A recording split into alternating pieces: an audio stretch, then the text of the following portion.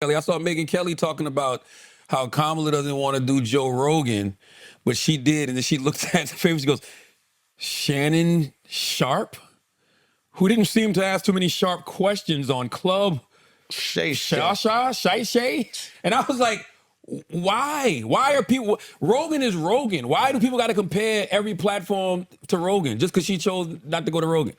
Yeah. I mean, I don't know. I think that you guys have said this, I think, and I don't know if it's Alex or Charlamagne, but this idea that, like, I think it was you. We don't all look alike. So you said that black people are going to be what wins this election. Yeah. Because what I said is, I walked in here, I was like, why is she only doing black platforms, right? Like, she isn't though. No, I know, but the joke I made, she's only doing black platforms. I go, even the white platform she did Vic Blends. Do you know who he is? He's a barber. He's great. He's this kid, I think he's in Atlanta, and he like cuts people's hair, like walk up to the street, cut hair. But he also does these like long form interviews. It's awesome. He's a great kid. He's a white kid, but he's like a barber. You know, so I'm like, even the white podcast is a black podcast, right? Like, this is the joke I'm trying to make at the beginning of the pod. But you, Alex, I think you said, I mean, you can articulate it, that like black people coming out is what's going to change the election. Yeah, and I think that's the difference maker for Obama. Obama, like, empowered and he made people leave their house.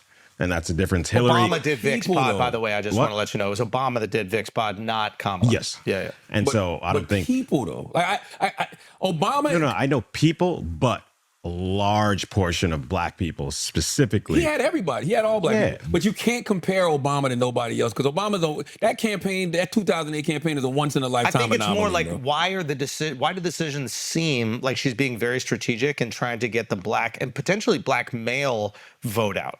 I think she's probably shored up the black female vote, but like she is going on black male demographic shows. Because they got scared because it showed that her polling numbers, which I was saying was wrong from the beginning, her polling numbers amongst black males was lower than Biden, was lower than Obama, was even lower than Hillary at one point. Talk to the whites, Kamala. She needs the white women.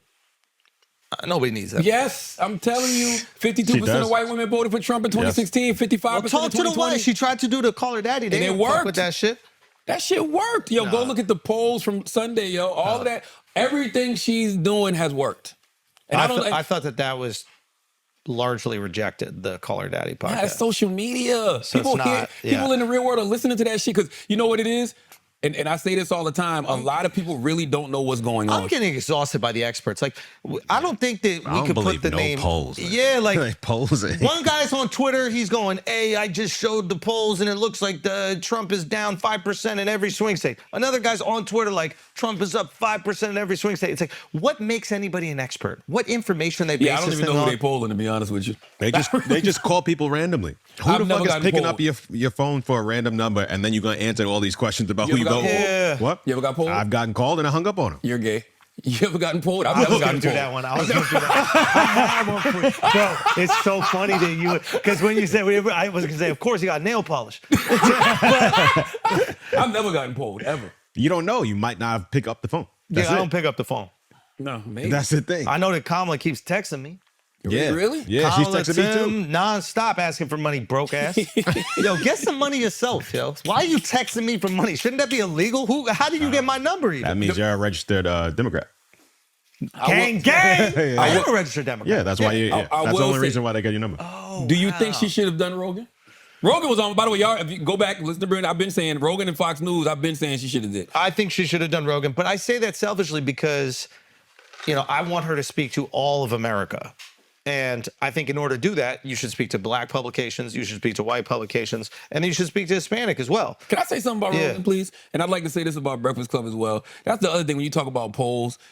All of our audience, it's so much intersectionality. When people say, do you know who the #1 podcast for black listeners is? Rogan. Fucking Joe Rogan. But that's also a numbers who number thing. 2 is? Who? Breakfast Club. But that's also a numbers thing. Like when you just have so many. Yes. Yeah. So it's like, but still, the majority of his listeners are more white than black. But the majority of America is white. But that's what I'm saying. But the majority of your audience is more black than white. So it can be more concentrated. Right. It's like it was 7. It's always historically been 70-30 with us. Now it's probably like 60-40. But that's saying Because you're not just factoring in whites, you're factoring in Latinos. And, gays. Yeah, seriously. Yeah. But you see got how a lot of them. that's saying a lot. The fact that this country is majority white, but you still have a majority black audience, that means you have a lot of black people tuning in. I love it. Yeah, I'm with it. I'm with it. But I think it I is just would like to see her strategic on a platform of that size, having that conversation. And I think right now the perspective, and I gave you credit for this. He's not going to shake her, though. Say again? Rogan was not going to shake. He's not going to shake her. What does shaker mean? Meaning like, Phase her? yeah, Kamala's going to be Kamala. No, but I think that people assume that he would do it in bad faith. I think he would do the exact same thing he did with Trump. Like, but to me, this is my personal opinion, Trump seemed more comfortable on Flagrant. But I think it was because of the style. Yeah. Like, y'all are comics. Yeah. It's a joke a minute on Flagrant. Yeah. Probably a joke every 30 seconds. Yeah. If I had to do a fucking, whatever the fuck you call it shit, it's probably a joke every 30 seconds ratio. Rogan is cooling. Rogan is having a conversation. That's true. You know what I'm saying? Yeah, yeah. So I just think you get a different type of energy. interview. Yeah. I think she would do great with Rogan. I mean that sincerely. There's this idea that everybody says, oh, she's going to get eaten up. I don't think that. Nah. Rogan's not even that tight. Exactly. He's a curious person. And I think that, and this is what I've complimented you on. You give pushback to her in a way that all these other podcasts she does do not. And it was very refreshing when I listened to the radio thing. We all listened together. Yeah. You were giving pushback. And what did I text you immediately afterwards? I was like, bro, you just need to interview her. Stop getting other people to fucking call in. I just want to see you and her for 2 hours go over everything. Yeah. And I think that's what America would like to see also with Joe. It seems like they have a specific strategy. I think that was a real cop-out going, oh, we'll give you an hour if you fly to us and do it. It's like, get the fuck out of here. Like, Well, she is the vice president, though. What does that mean? It's hard to fly out for 3 hours to Austin, Texas. Do you want to be president or not? Like, that's simple as that. Like, do you want? She was also in Houston and Austin that weekend, and she chose not to do it. She could have done it and chose not to. Even that is that's debatable. Like I said, I think she should have did it. I've been said she should have did it, but you're in Houston, you're on the ground, 30,000. You're talking to 30,000 people, and that's being broadcasted on all of the television networks. And you got Beyonce, and you got Kelly, and you got Mama Tina. It's really it all works. At the end of the day. Just pop in Rogan real quick. I mean, listen, at the end of the day, if she wins the election, then she made the right decision. Yep. If she loses the election, I think a lot of people will point at the strategy and be like, hey, you didn't really reach out to America. I can point to a bunch of other things. What? If she loses the election? What?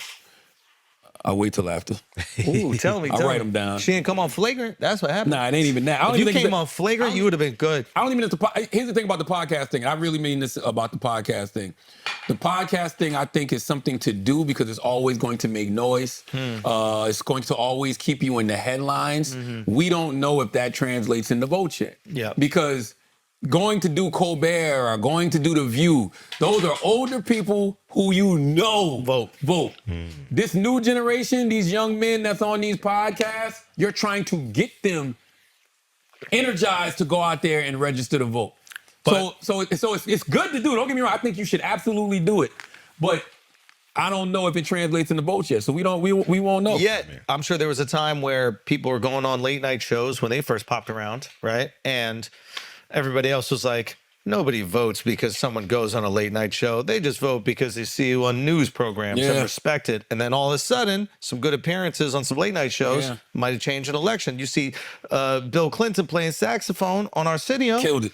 Yeah. Killed it. See, I wonder about Trump, though, because Trump's strategy has been largely, I'm not fucking with the mainstream, but I wonder if he even really needs it because he's been around for a decade as far as running for president, and everything he says gets picked up for the most part anyway. By them anyway. So they're going to do their due diligence no matter what and frame it however they're going to frame it. Yeah. If they like you, that's really interesting. Now, the one thing he does that I think is interesting is he always does these prime time sit downs.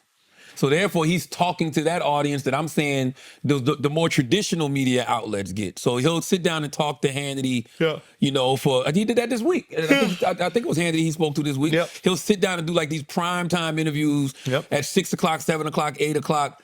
And I think those matter, So you're saying a combination. I think she has had a great combination. I think she's done it the absolute right way. Who? Kamala. Oh. Because Kamala will go from Call Her Daddy to The View Breakfast Club. Come on, Flagrant. Univision. Come on, Flagrant. Come on.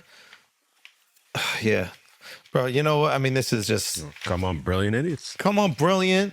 I mean, it would just be great. I couldn't even imagine her in this room. Why not?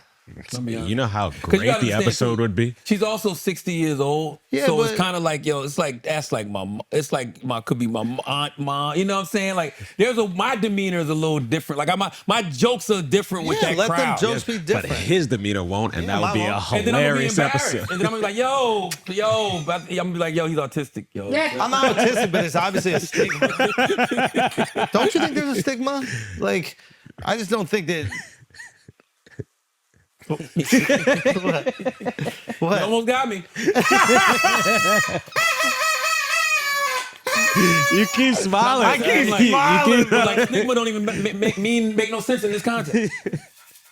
But you almost said, what's stigma? I almost did. But I was like, it don't even make no sense in this context. What you almost say?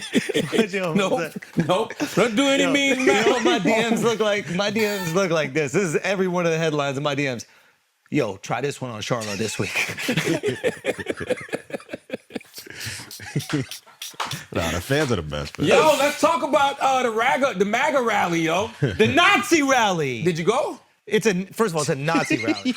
Did you go? No, I didn't go. I was in Salt Lake City. But it's a Nazi rally, bro. You know what's crazy is I had no clue when I performed in Madison Square Garden, when I did those 2 shows at Madison Square Garden, we did a Nazi comedy show. Now, I'm gonna tell you something. You fucked me up with that. I'm gonna tell you why. Why?